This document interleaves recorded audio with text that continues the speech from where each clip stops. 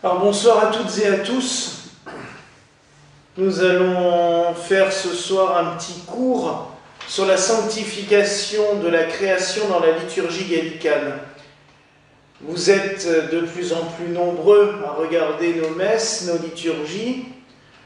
Vous êtes de plus en plus nombreux à être présents aussi aux offices et aussi de plus en plus de fidèles à participer activement, c'est-à-dire à vouloir comprendre les choses et à vouloir savoir un petit peu ce que l'on fait, pourquoi on le fait, comment on le fait et quand on doit le faire. Vous êtes aussi de plus en plus nombreux, comme je le disais, à regarder en ligne nos offices, une moyenne de 500 à 600 vues ou lectures pour les différents offices. Et nous allons essayer au fur et à mesure de l'année. Alors je ne dis pas cadence régulière parce qu'il est toujours difficile de tenir une cadence fixe, mais de temps à autre, au cours de l'année, faire un petit cours. Là, nous allons rentrer dans cette période justement où l'Église se concentre plus particulièrement sur la création, sur tout ce qui tourne autour pour sanctifier la création. Et donc, j'ai choisi de commencer ce cycle par ce cours-là. Mais tout d'abord, je vous invite à rentrer en prière parce qu'on ne fait jamais un cours religieux sans invoquer l'Esprit Saint. Viens, Esprit Saint, emplis le cœur de tes fidèles, allume en eux le feu de ton amour. Ô Seigneur, envoie ton Esprit qu'il renouvelle la face de la terre. Notre Père qui es aux cieux, que ton nom soit sanctifié, que ton règne vienne, que ta volonté soit faite sur la terre comme au ciel. Donne-nous aujourd'hui notre pain de ce jour. Pardonne-nous nos offenses, comme nous pardonnons aussi à ceux qui nous ont offensés. Et ne nous laisse pas entrer en tentation, mais délivre-nous du mal. Car à toi sont le règne, la puissance et la gloire, pour les siècles des siècles. Amen.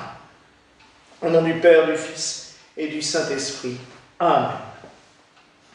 Donc je précise, je l'ai marqué en commentaire, n'hésitez pas à poser des questions. Vous les mettez soit en commentaire, soit vous me les envoyez sur messagerie privée, sur Messenger.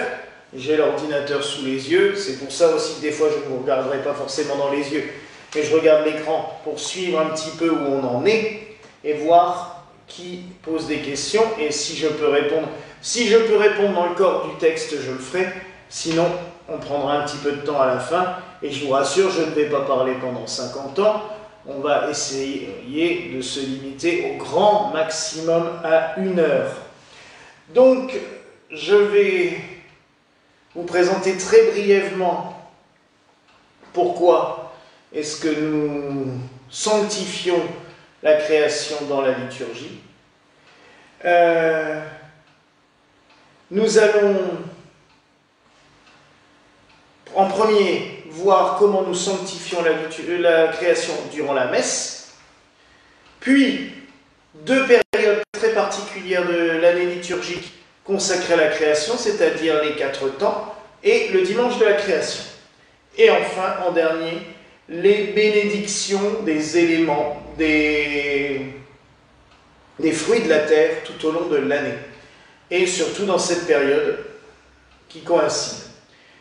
Alors pourquoi sanctifier la création? Tout simplement parce que notre Dieu, notre Père, nous a créés, nous autres les humains, mais il n'a pas fait que nous. Il a tout créé. C'est ce que nous lisons lors de la veillée pascale. Je dirais que la première sanctification de la création, c'est lors de la veillée pascale, où nous relisons les 7 jours de la création, le livre de la Genèse. La liturgie déjà antique, avant le christianisme, nous invite à célébrer toute la création, et notamment par le cantique de Daniel, ou le cantique des 3 enfants dans la fournaise, puisque je rappelle que selon la tradition, ces 3 enfants étaient jetés dans le feu et qu'ils ont en fait acclamé le Seigneur sous toutes ses formes.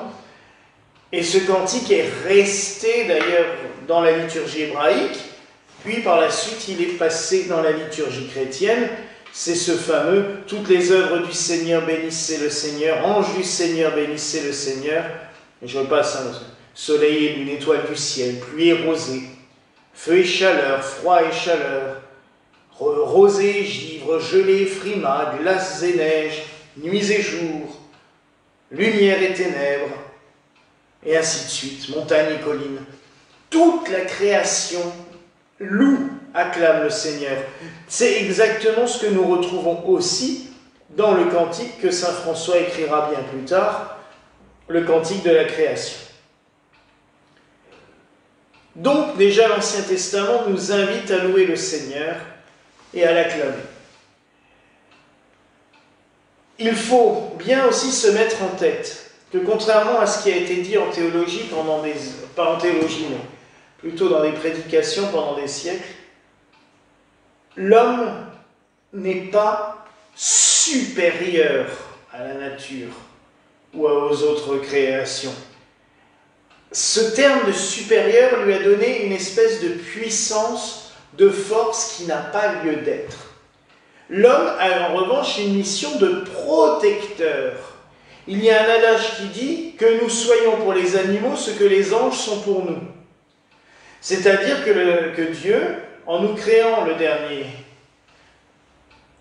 en nous créant durant la Genèse, nous a créés en dernier, en nous donnant pour mission de protéger tout le reste. Alors oui, il nous a donné la nature pour pouvoir se nourrir. Oui, il nous a donné les aliments. Oui, il nous a donné le pouvoir de s'occuper des animaux, mais avec une mission de protection et pas de destruction. Et je dirais aussi qu'il est tout à fait normal dans l'Église gallicane, mais vous verrez que ce que je vais dire se retrouve un peu dans toutes les liturgies occidentales. Je ne rentre pas dans les liturgies orientales parce que nous passerions beaucoup plus de temps, et il y en a aussi de nombreuses, et ils travaillent aussi énormément sur tout le domaine de la création, mais on va rester sur les liturgies occidentales. Donc, déjà la liturgie gallicane qui englobe tous les rites celtiques, les rites gallicans, les rites mozarabes, ambrosiens, la liturgie romaine, ça sera déjà beaucoup. Ce qu'il faut bien partir, c'est de ce principe que pour nous, toute la création, hommes, animaux, végétaux, minéraux, tout ce qui est à la surface de la terre a le même Dieu et loue le Seigneur chacun à sa façon. La nature loue le Seigneur par les fleurs, par sa profusion, par sa beauté. Les animaux louent le Seigneur à leur manière, sans aucun doute. Tous les jours, j'entends les merles chanter dans le jardin de l'église. Et bien pour moi, c'est le plus beau des hymnes, le plus beau des cantiques à la gloire du Seigneur. Et les êtres humains, nous devons louer et acclamer le Seigneur, le bénir pour tout ce qu'il nous donne. C'est aussi une tradition très celtique. Je vous rappelle que les liturgies gallicanes et celtiques sont identiques. Gallus, c'est le latin, Keltoi, c'est le grec. Ça a donné gaulois en français d'un côté, le grec Keltoi a donné celtique. Mais c'est exactement le même mot à l'origine.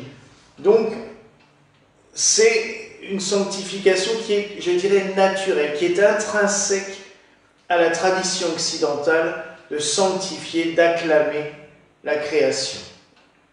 L'acclamer, mais aussi, quand on parle de sanctifier, c'est-à-dire la bénir, la protéger, la chouchouter d'une certaine manière, pas seulement par de l'écologie, mais aussi par la prière, par notre attitude. Et je dirais que sanctifier la création, c'est aussi voir Dieu en chaque chose.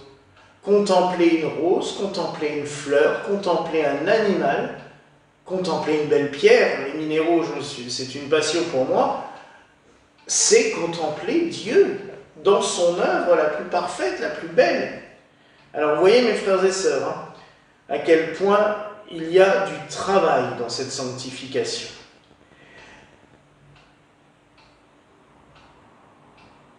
Avant de passer au premier passage, je vous lirai aussi juste cet introïde de la messe du dimanche de la création qui a été composée par saint Hildegarde de Bingen.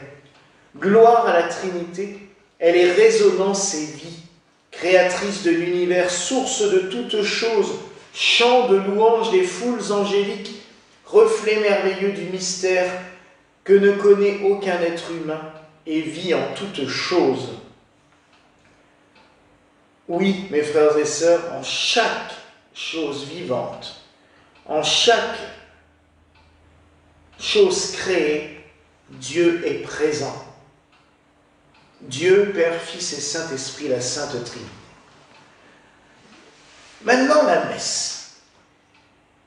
Alors, la messe nécessiterait un cours complet, et j'en avais déjà fait un sur les 4 éléments durant la messe, mais je vais en faire un résumé ce soir, mais je mettrai en lien l'ancien cours que j'avais fait à ce sujet. Si je vous dis que dans la Sainte Messe, les 4 éléments constitutifs de l'homme et de la terre sont présents. A. Le pain, le vin. Pardon, le pain. L'eau. Le pain et le vin. Le pain et le vin qui font la terre, pardon. L'eau, l'air et le feu. Ils sont aussi sanctifiés durant cette liturgie. Nous commençons la liturgie, les cierges sont allumés. Il y a le feu. Alors, il y a plusieurs façons de sanctifier le feu. Autrefois, on bénissait le feu avant l'office des vêpres, le soir. Et les cierges restaient allumés jusqu'au lendemain, à la fin de la messe. La bénédiction du feu se faisait donc la veille au soir. Elle pourrait aussi très bien se faire par le célébrant, au début de la messe, bénir le feu et d'allumer les cierges. Dans notre rite, le grand rite gallican, cette bénédiction du feu des cierges se fait encore au début de la liturgie. Je sais que certaines communautés monastiques pratiquent aussi encore cela, de bénir le feu, le célébrant bénit le feu, et pendant le chant d'entrée, un servant allume les cierges de l'autel. Nous faisons différemment, mais comme je sais énormément de paroisses au monde, nous allumons les cierges avant la messe forcément, mais nous prenons le feu soit à la lampe perpétuelle, soit à des neuvaines qui sont allumées, car il y en a en permanence qui sont allumées dans le sanctuaire chez nous. Et ce feu est béni.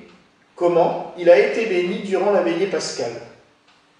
Nous prenons un soin jaloux d'avoir toujours au moins 2 neuvaines qui brûlent dans l'église pour être sûr de ne pas perdre le feu de Pâques. Ainsi, la nuit pascale, on allume le feu de Pâques, le célébrant le bénit. Avec ce feu, on allume le cierge pascal. Avec ce feu, on allume le cierge des fidèles. On allume les veilleuses et les bougies qui sont dans l'église. Et depuis la veillée pascale, et on essaye vraiment de faire le nécessaire pour que ça tienne jusqu'à Pâques l'année suivante, on garde ce feu.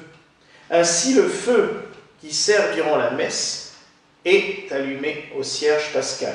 Le charbon de l'encensoir est allumé au feu pascal que nous conservons.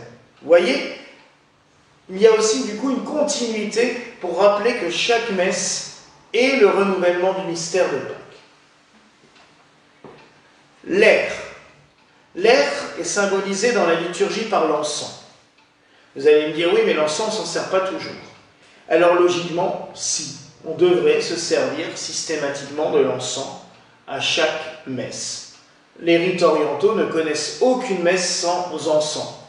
Ici, au Centre Miséricorde, il n'y a aucune messe sans encens. Soit dit en passant, ça fait une très grosse consommation de charbon dans l'année, mais il ne nous viendrait pas à l'idée de célébrer la messe ici sans encens, parce que cela fait partie du rituel, cela apporte de la solennité, c'est aussi une offrande que l'on fait à Dieu. L'encens était déjà offert au temple de Jérusalem avant le Christ, et nous continuons ce rituel de l'offrir à Dieu, de le laisser monter en sa présence. C'est aussi une purification. Quand nous encensons l'autel, c'est aussi pour le purifier avant de célébrer le Saint-Sacrifice.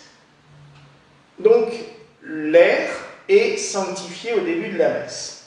Feu et air sont les deux éléments ascendants, ceux qui sont représentés par des triangles qui montent vers le haut, tout simplement pour nous rappeler aussi que le début de la liturgie, la première partie, c'est l'être humain qui s'élève vers Dieu par les cantiques de louange, par les invocations, les prières, par l'audition des textes saints, par le chant des psaumes et des hymnes. Tout cela nous permet de nous élever vers le Dieu.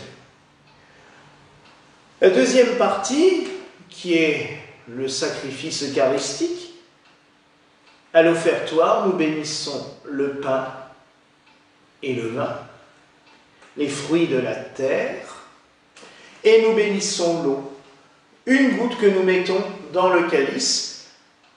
Une des prières, dans notre rituel, on en a deux selon les célébrations de la messe, mais une des prières dit que cette eau mêlée au vin représente notre humanité mêlée à la divinité du Christ. L'eau et la terre sont les éléments qui sont représentés par des triangles descendants, pointe en bas. C'est tout simplement pour nous rappeler aussi que c'est par ce moyen-là que Dieu descend vers nous. Et durant cette phase de la messe, ce n'est plus nous qui nous élevons, c'est Dieu qui vient en nous, qui s'offre à nous, qui descend en nous par la Sainte Communion. Il utilise les éléments quotidiens de notre vie pour s'offrir à nous. Et ainsi, la messe est vraiment l'union parfaite de l'homme et de la divinité de Dieu. Et par cela, nous sanctifions la création. Durant la messe, il y a encore un autre rite qui est vraiment typique à la liturgie gallicane, mais qui vient des anciennes liturgies celtiques. C'est qu'au moment où nous disons par lui, avec lui et en lui, souvent les prêtres font des signes de croix au-dessus du calice, ou dans le rite romain moderne, ne le font même plus, ils tiennent juste comme ça. Chez nous, nous bénissons les 4 points cardinaux. C'est la bénédiction cosmique. Les anciens rites en parlent régulièrement. On bénit les 4 points. Pour que la bénédiction qui est venue dans le pain et le vin, le Christ, ce qui se rend présent, se communique au monde entier. Et je peux vous dire que certains jours, on sent vraiment la présence infusée, je dirais, dans le pain et le vin. Le corps et le sang du Christ sont vraiment là, présents. On le sent, on le ressent au plus profond de soi-même. Et quand on fait la bénédiction cosmique, elle se répand à l'ensemble de la création. Donc la messe est vraiment sanctification de la création, purification et union de la création avec le Créateur. Nous renouvelons pendant la messe non seulement le sacrifice du Christ sur la croix, mais aussi son ascension, puisque c'est à son ascension que l'union entre la création et le Créateur s'est faite à nous. On fait juste une petite pause, 2 secondes. Pardon. Voilà pour la première partie. Je ne fais qu'effleurer le sujet. Il y aurait énormément à dire.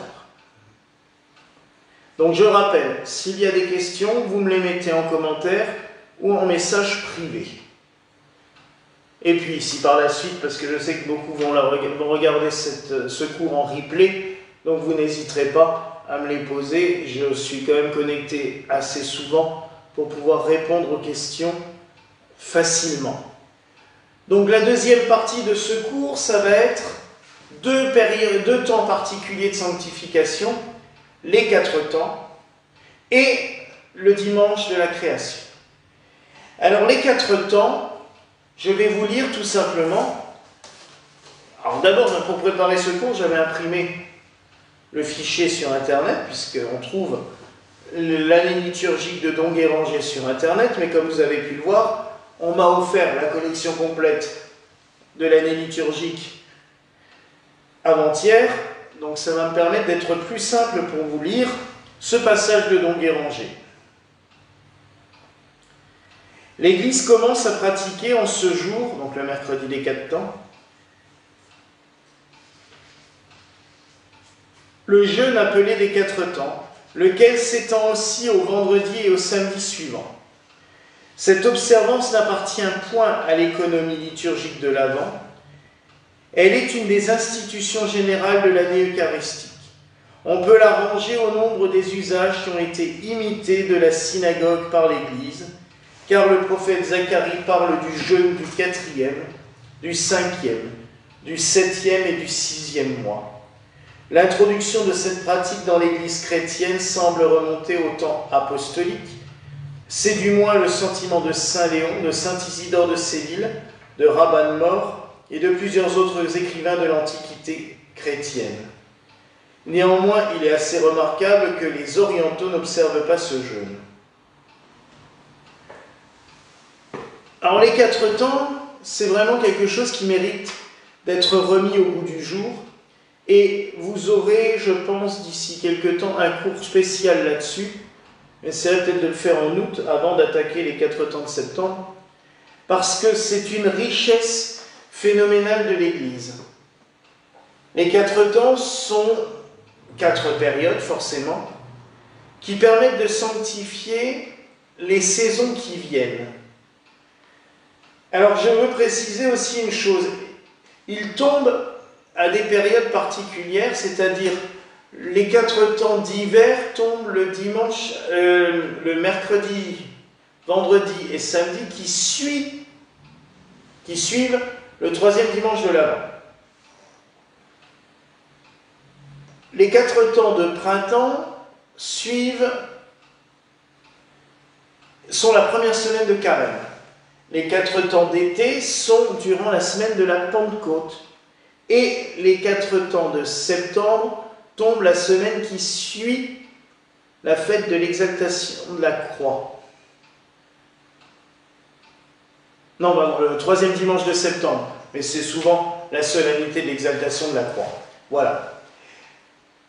Alors, plusieurs se sont posé la question au cours des siècles, et d'ailleurs c'est une des raisons que j'ai lues pour lesquelles ça a été supprimé au moment du Concile Vatican II, c'est que ça ne colle pas du tout avec les saisons. Parce que tout simplement, on pense à nos saisons classiques. Mais les saisons que nous connaissons actuellement, enfin les dates de début des saisons, ont été créées qu'au XVIe siècle. Le fait de commencer l'hiver au solstice, le 21 décembre, le fait de commencer le printemps aux alentours du 21 mars à l'équinoxe, et ainsi de suite, ne date que du XVIe siècle. Les saisons celtiques, qui ont été les saisons courantes pendant très longtemps, commençaient pour l'hiver le 1er février. Pour le printemps, le 1er février. Pour l'été, le 1er mai. Pour l'automne, le 1er août.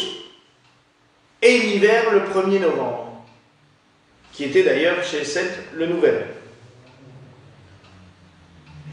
Les saisons astronomiques, elles, commencent souvent le 1er mars, le 1er juin, le 1er septembre et le 1er décembre.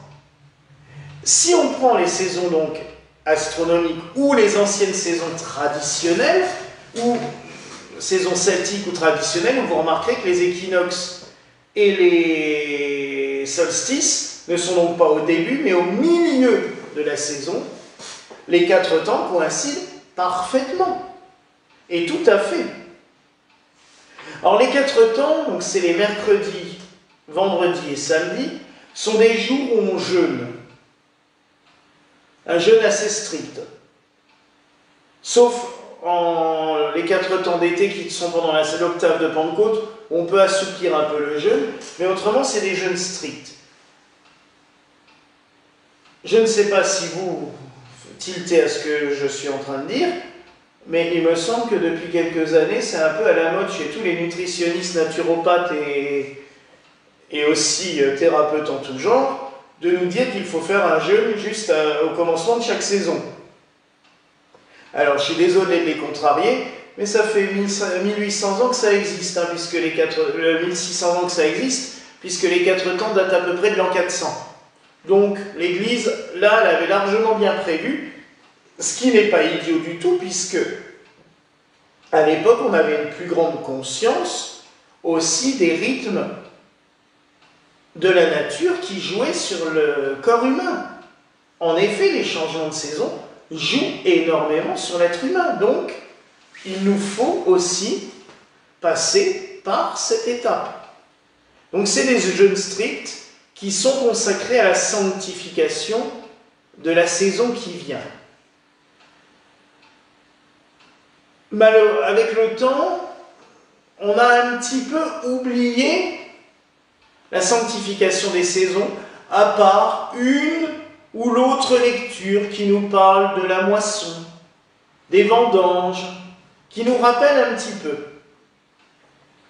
En parallèle, on a aussi choisi que les samedis des 4 temps, comme c'était des temps de pénitence, soient aussi le jour des ordinations. Et alors, c'était assez fantastique, c'est que les 4 temps, le samedi, la liturgie commençait assez tard, puisqu'on jeûnait toute la journée, donc la messe pouvait se permettre de commencer très tard. Elle commençait vers 15h, par une veillée avec 12 lectures, entrecoupées de 12 chants et de 12 oraisons. Et seulement après, la messe commençait. Ce qui fait qu'elle finissait en plein milieu de la nuit. Ce qui fait aussi que pendant très longtemps, il n'y avait pas de messe le dimanche, prévue dans le missel. On célébrait la messe durant la nuit et elle était déjà celle du dimanche. Cette sanctification était consacrée aussi à faire l'ordination des prêtres et toutes les ordinations.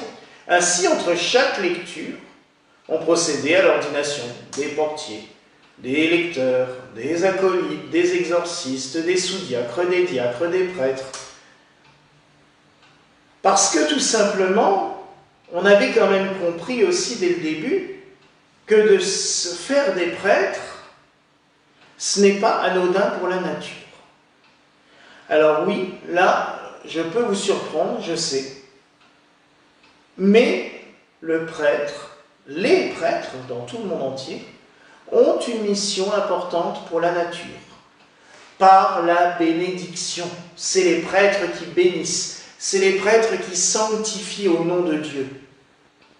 Et cette bénédiction et cette sanctification, quand nous célébrons la messe, je vous l'ai dit, nous réconcilions le Créateur avec la création. Nous les unissons, nous provoquons vraiment. Je pense que tous les rituels que chacun peut s'inventer, de rituels de magie, d'ésotérisme, dans tous les sens, n'ont aucune force, aucune puissance par rapport au rituel de la Sainte Messe, qui nous unit, mais alors totalement, avec le divin. Et pas que nous, toute la création. Donc, on a voulu mettre les ordinations durant les 4 temps pour vraiment sceller tout cela.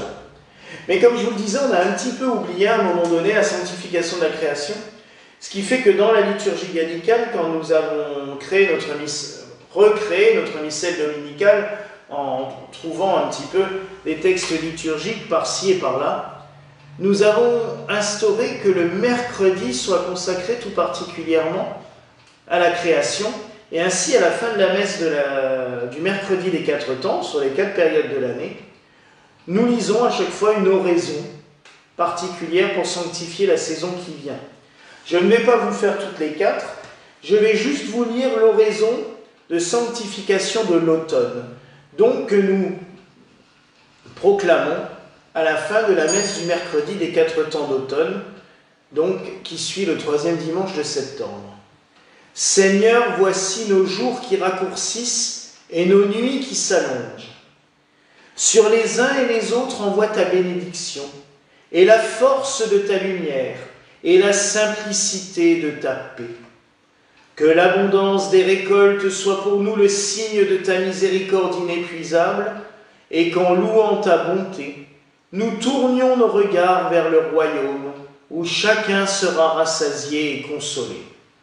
Que cet automne, loin de nous fixer sur l'hiver qui s'en vient, ouvre notre cœur à la chaleur sans prix de ton amour, qui porte du fruit aujourd'hui, demain, et pour la joie des siècles et des siècles.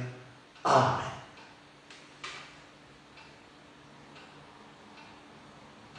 Vous voyez, mes frères et sœurs, la beauté de ces rituels, car il faut bien reconnaître que c'est une spécificité, et plusieurs d'entre vous qui suivent la messe gallicane me l'ont dit. C'est ce qui m'a aussi marqué quand j'ai commencé à travailler sur ce sujet il y a 25 ans. C'est la beauté et la poésie de la liturgie gallicane et de la langue française. Il y a une poésie merveilleuse dans ces prières, mais dans les préfaces aussi des messes, puisque aux quatre temps, nous sanctifions aussi les éléments, nous bénissons beaucoup de choses, et la préface, pareil de l'automne, a quelque chose de très beau. Je ne vous lis pas tout, mais je vous lis le passage central. Au commencement des temps, tu as planté l'arbre de vie dans le paradis primordial, et tu as nourri de son fruit la créature humaine. Le péché mit la colère au cœur de l'homme, et l'arbre alors se protégea derrière le chérubin. Au milieu des temps, tu as suscité au sein de l'oliveraie franche un olivier fertile. Protégé par le voile virginal, le fruit de cet olivier est venu, ton Fils notre Sauveur. Pour oindre de son huile l'humanité blessée, où la femme à son tour lui parfuma la tête. Tu commandas alors à ton Verbe incarné, et il planta un arbre nouveau, la vigne de la vie éternelle. Le jus neuf de cette vigne aux fruits merveilleux fit resplendir le visage de l'homme plus que l'huile de l'olive, et ramena son cœur vers le fruit de l'arbre de la vie. Communique maintenant au Père Saint le parfum de l'huile et la sobre ivresse du vin nouveau, à tous ceux qui goûtent aux fruits de l'automne de la création, et à tous ceux qui te prient au sein des meurtrissures. Mes frères et sœurs, cette liturgie est un cours de théologie totale. En célébrant les saints mystères, je peux vous le garantir, on est transporté. Et ces textes, moi, à chaque fois, me fortifient, me portent, me bouleversent. Et c'est aussi une source inépuisable pour la prédication, parce que tout ce qui a été indiqué au fur et à mesure des siècles, et ces textes-là remontent des fois au 5e, 7e, 8e siècle, c'est des textes vraiment antiques, sont une nourriture et d'une profondeur exceptionnelle. Donc, voilà un petit peu comment les quatre temps sanctifient la création. Mais je vous le dis, il y aura tout un cours là-dessus parce que je me dévoile juste quelque chose. 4 fois dans l'année, 4 temps et 4 éléments. 3 jours de jeûne, corps, âme, esprit, la composante de l'être humain. L'être humain, corps, âme, esprit, l'être humain, 4 éléments. Terre, air, eau, feu. C'est ce qu'il nous faut pour vivre. Vous voyez? Je dévoilerai ça plus en détail, mais déjà là, il y a aussi matière à réfléchir. Et je pense que vous aurez de quoi faire. Le dimanche de la création. Alors ça, c'est quelque chose... Nous l'avons intégré dans notre liturgie, même si... Je pense que si on célébrait, si toutes les églises célébraient les 4 temps correctement, ce temps n'aurait pas lieu d'être. j'ai oublié, c'est que je veux encore vous parler aussi des rogations. Après le dimanche de la création, je ne l'ai pas mis sur le planning, mais ça fait partie de la sanctification de la création. Si on célèbre les rogations et les 4 temps, le dimanche de la création n'aurait pas eu lieu vraiment d'être, mais ça a été inspiré par les églises orientales. L'église de Rome s'y est mise aussi, puis je vous dis, nous on l'a intégré aussi, parce que il est peut-être bon quand même de se souvenir aussi du jour primal où Dieu a créé la terre. Et de lui rendre grâce pour tout cela. On lui rend grâce 100 fois, 1000 fois tout au long de l'année, mais peut-être encore une fois, d'une certaine manière. Alors nous l'avons instauré l'année dernière. Je dirais que même pour marquer le coup, nous avons construit le portique de la création qui se trouve dans le jardin du Centre Miséricorde, où sont symbolisés les 4 éléments, les 4 archanges, toutes ces choses qui marquent, je dirais, la création, et où il y a la cloche Saint-Joseph de la création, la cloche qui vibre, la vibration qui nous rappelle la vibration de Dieu au commencement du monde. Donc le dimanche de la création, nous l'avons intégré, et en travaillant, c'est avec Monseigneur Glenn, mon évêque auxiliaire, avec qui on a beaucoup travaillé là-dessus, nous avons eu la chance de trouver des textes merveilleux. Et de pouvoir puiser, parce que là, nous n'avions pas de texte antique, à part quelques petits éléments, mais nous avons donc trouvé, par exemple, la prière que je vous ai lue tout à l'heure, qui vient d'Hildegarde de Bingen. Alors nous, ce jour-là, nous avons la messe, avec l'évangile, par exemple, des noces de Cana, qui nous rappelle la puissance du Verbe créateur. Le Christ change l'eau en vin. Une préface aussi qui est merveilleuse, qui est celle de l'ancienne liturgie de Saint-Jacques, qui est la préface aussi de la Sainte Messe de Gaziné, la préface courante de la Sainte Messe de Gaziné, donc le grand rite gallican, et qui récapitule. Toi que chantent les cieux et les cieux des cieux et toute leur puissance, le soleil et la lune et tout le cortège des étoiles, la terre, la mer et tout ce qu'elle contient, la Jérusalem céleste, l'assemblée des élus, l'église des premiers-nés, et ainsi de suite. Tout, la création, les anges, ciel et terre s'unissent pour chanter la gloire de Dieu. Mais la particularité aussi du dimanche de la création, c'est qu'à la fin de la messe, nous faisons une procession. Dans le jardin, si possible, ou dans la nature, si c'est encore mieux. Et durant cette procession, nous chantons le cantique de Daniel, celui que je vous ai cité tout à l'heure. Et nous lisons une grande oraison de prière, de bénédiction, mais surtout d'acclamation. Le dimanche de la création n'est pas là vraiment pour bénir, prier ou sanctifier, mais tout simplement pour louer, pour rendre grâce à Dieu pour sa création. Et nous avons même encore rajouté un office des vêpres particulier. Alors l'office des vêpres, l'office du soir, est célébré dans toutes les églises, mais souvent il y a un commun. Le dimanche, on prend le commun du dimanche. Là, nous avons créé vraiment un office des vêpres particulier, avec la liturgie traditionnelle, l'allumage des bougies, le chant du lucernaire. En hymne d'entrée, nous prenons tout simplement le cantique de Saint François, le cantique des créatures. Loué sois-tu Seigneur mon Dieu pour nos sœurs la lune et les étoiles. Dans le ciel tu les as formées, claires, précieuses, belles, ainsi de suite. Puis après, nous avons regardé dans le psautier. Alors ça, c'est quelque chose que je vous invite vraiment à faire. Prenez les psaumes. Ça va faire plaisir à une de nos paroissiennes qui a une grande passion pour les psaumes, mais je vous assure que dans les psaumes, c'est les plus belles prières. Souvent on me dit « Ah, mais j'ai ça, qu'est-ce que je pourrais prier ?» Prenez les psaumes. Dans les psaumes, il y a tout. Il y a la louange de la création, la louange de la nature, la louange de Dieu, il y a tout, c'est merveilleux. Et il y a aussi des invocations pour tous les problèmes de la vie.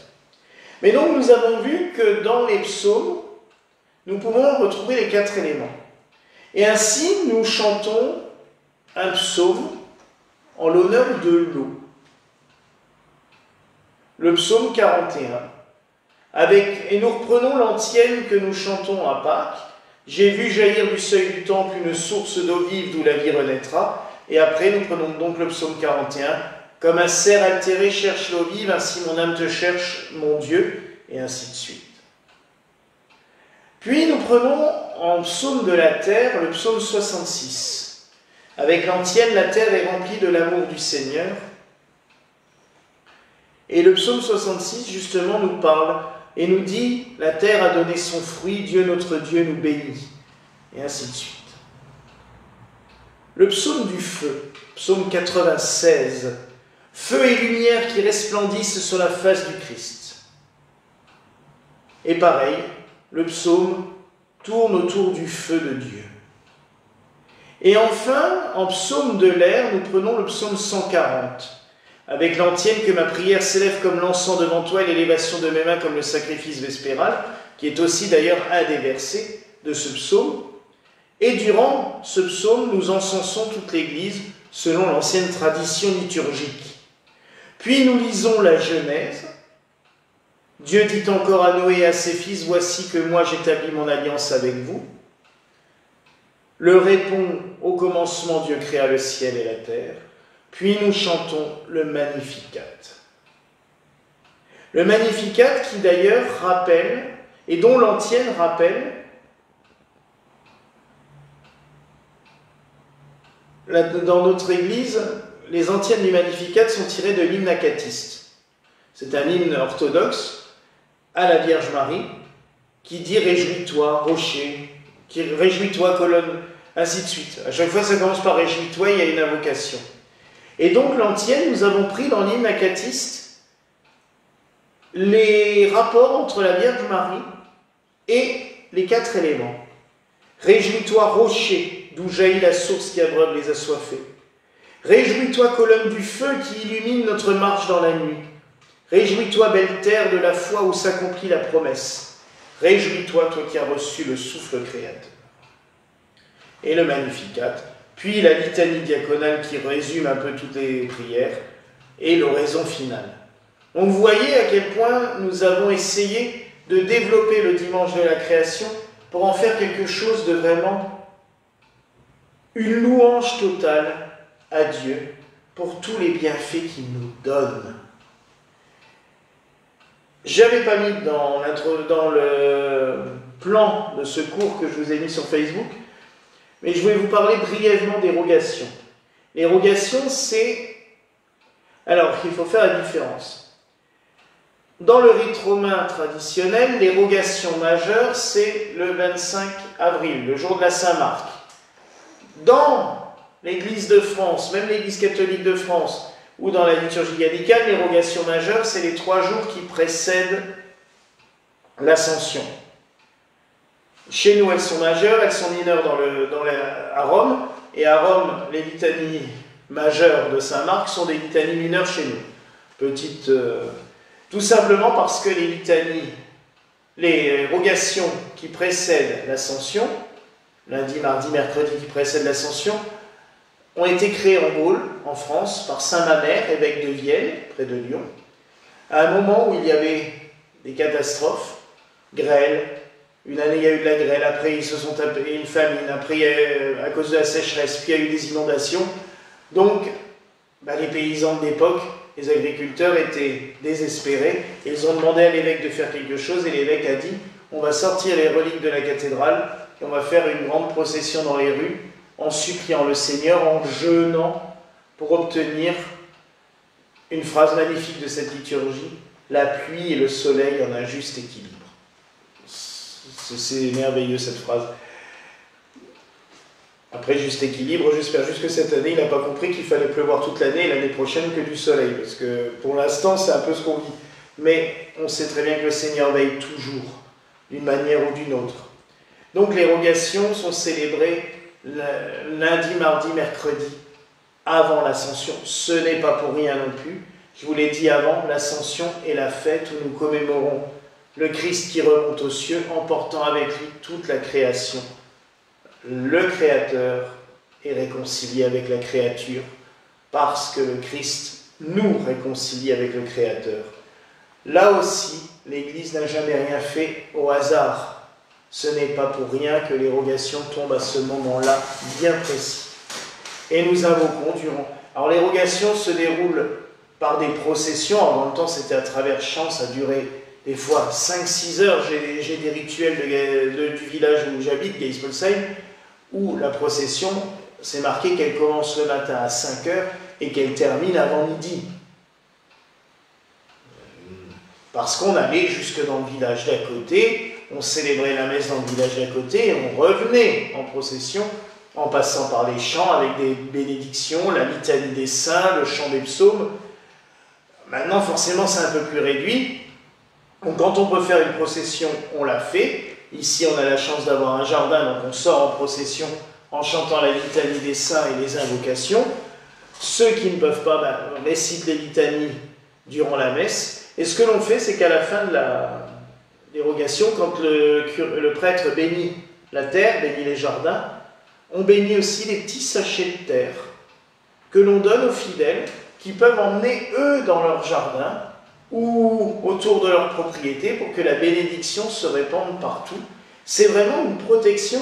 Et vous savez, dans les villages agricoles ou viticoles, c'est encore très prié. Je connais un village près d'ici, dans le Bar-la-Ville, où les rogations sont encore suivies.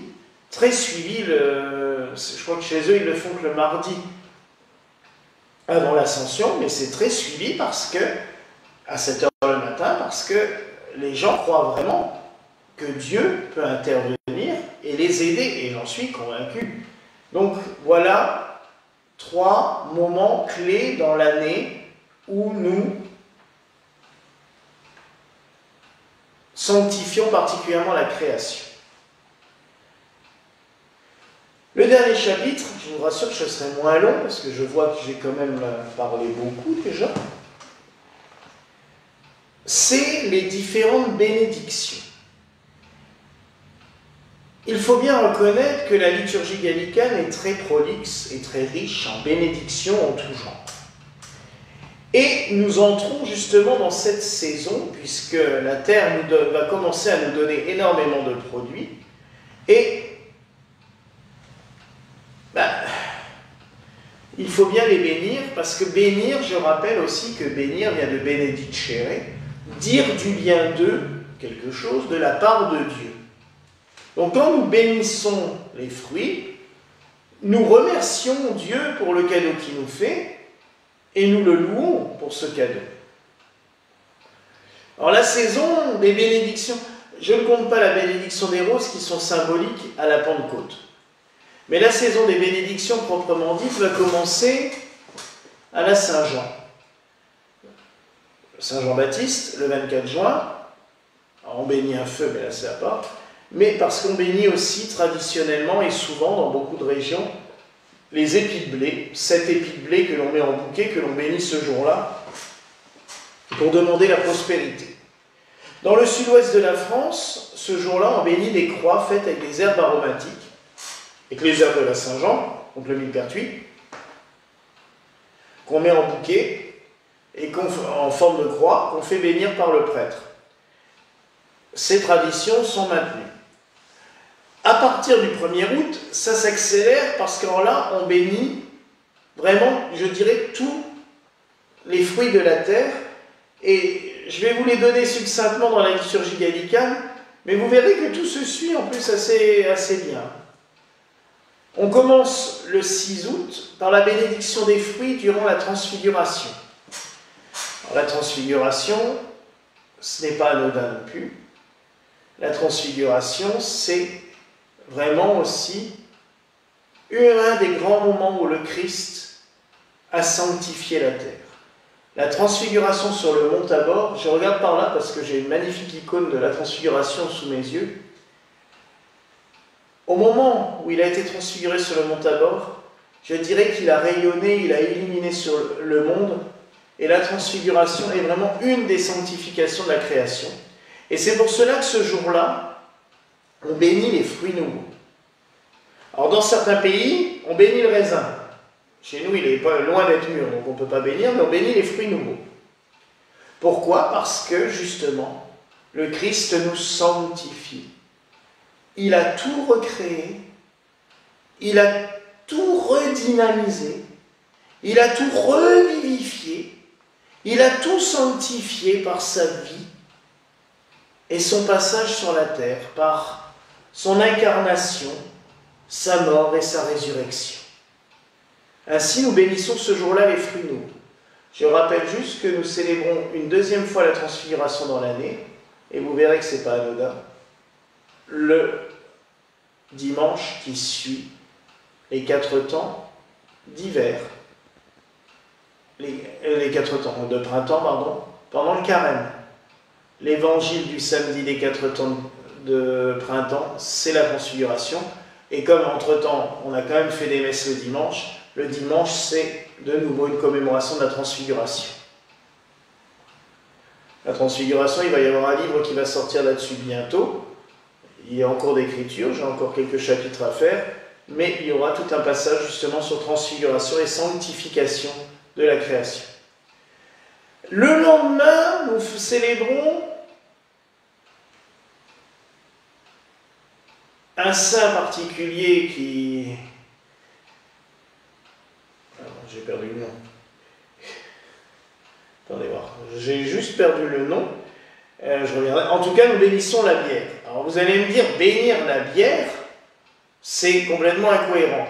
Non, tout simplement parce que bénir la bière, c'est bénir quelque chose qui a été un des aliments les plus courants durant des siècles. Pendant des siècles, on ne pouvait pas boire d'eau. C'était totalement impossible, elle était toujours polluée, abîmée.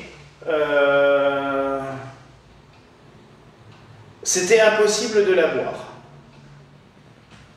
Donc, on faisait de la bière. C'est pour ça d'ailleurs que les monastères se sont tous consacrés à la production de bière, parce qu'à l'origine, c'était pour eux, c'était tout d'abord pour eux, en priorité, le fait de pouvoir consommer. Ils ne pouvaient pas boire d'eau. La bière étant bouillie avec des herbes, le houblon, avec des céréales, en plus apporter, avec des ferments aussi, puisqu'il y a une fermentation, apporter un équilibre, travailler aussi sur la flore intestinale, tout simplement, apporter un équilibre intestinal, un équilibre interne aux moines, puis par la suite aux fidèles. Les Gaulois faisaient pareil, hein, c'était la cervoise, c'est pour ça qu'ils buvaient que ça. Donc la bière était un aliment essentiel. Le vin était totalement impossible à boire, ça coûtait une fortune. Même célébrer la messe, ça a été très compliqué pendant des siècles pour obtenir du vin. Une paroisse devait dépenser des sommes astronomiques pour acheter du vin. Donc, vous voyez mes frères et sœurs, donc la bière était un élément extrêmement important, c'était essentiel. Donc c'est Saint Arnoux, le patron des brasseurs. Je suis désolé, j'avais eu un blanc là. Donc le 7 août, à la fin de la messe de Saint Arnoux, nous bénissons de la bière. Alors à une époque où nous avions une petite production de bière ici, avec un brasseur, donc c'était encore plus drôle de la bénir puisque c'était notre propre production. Maintenant nous n'en avons plus en stock, mais nous continuerons à en bénir parce que ça fait partie de ces éléments. Alors le 15 août, nous bénissons les herbes aromatiques.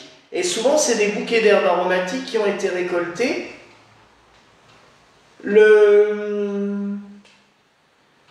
à la Saint-Jean. Les gens les gardent, font des beaux bouquets et les amènent. C'est très germanique aussi. En Allemagne, on le fait beaucoup. On apporte les herbes à l'église, on les dépose près du tombeau de la Vierge et on fait les bénédictions. Pour le mois d'août, c'est terminé. En septembre, on recommence de plus belle, puisque le 14 septembre, le jour de la fête de la Sainte-Croix, ou le dimanche qui suit quand elle est solennisée, on bénit traditionnellement le raisin. La Sainte-Croix, le Christ meurt sur la croix. La croix est souvent appelée le pressoir mystique. Très très ancien terme, le pressoir mystique. Le Christ est pressé sur la croix comme le raisin dans le pressoir pour s'offrir à nous. Et ce jour-là, donc, on bénit le raisin. C'est aussi tout simplement parce que c'est la période des vendanges. Puis, le dimanche, la semaine qui suit le dimanche, qui suit la Sainte-Croix, on a la bénédiction des olives le mercredi des 4 temps. Olives, vous avez entendu avant la préface qui nous parle des olives et du vin, vous comprenez tout à fait le symbole. C'est aussi la période dans certains coins de récolter les olives. On a un olivier qui va donner des fruits cette année pour la première fois. J'espère qu'on aura des olives à bénir ce jour-là. Et le vendredi des 4 temps, c'est le vin nouveau. Le raisin béni à la Sainte-Croix, on en fait du vin nouveau et on le bénit ce jour-là. Le Christ, le vin nouveau, le vin des noces, le vin de la joie. Alors vous voyez, mes frères et sœurs, j'ai essayé vraiment de parcourir cela. Il y aurait énormément à dire. Je suis désolé, j'ai eu quelques petits oublis. J'ai un peu zappé le... J'ai totalement zappé le Saint-Arnoux, je suis désolé. Mais j'ai essayé vraiment de vous faire un résumé, un petit panel de la sanctification de la création dans l'Église gallicane et dans notre liturgie. Alors, Monseigneur Gilles-Marie nous dit que nous rejoignons tout à fait Christos Ianaras, un théologien grec. Oui, ce que je vous disais, l'Église orthodoxe a beaucoup travaillé sur la sanctification de la création, ça fait partie intrinsèque de leur liturgie. Mais je rappelle aussi que la liturgie gallicane, à l'origine, était aussi très groupée avec la liturgie orientale. Il y a eu un grand échange à l'époque, 3e, 4e, 5e, 6e, 7e siècle. Les échanges entre Orient et Occident étaient beaucoup plus nombreux que maintenant. Il y a eu quand même à Paris 2 évêques d'origine syrienne, et vice-versa. Jean Cassien est venu d'Égypte, il a créé un monastère à Marseille. Donc, ces liturgies s'interpénétraient beaucoup. Monseigneur Maxime Kowalewski et Jean de Saint-Denis, son frère, en parlent régulièrement de l'interpénétration des rites entre Orient et Occident. Et c'est vrai que nous rejoignons énormément cela. Aurélienne Divou nous demande si ça sera par écrit. Alors oui, j'essaierai de mettre cela par écrit. Je vais voir parce qu'il y a des systèmes pour pouvoir transcrire. Donc ça sera une transcription littérale, mais je vais essayer de le faire.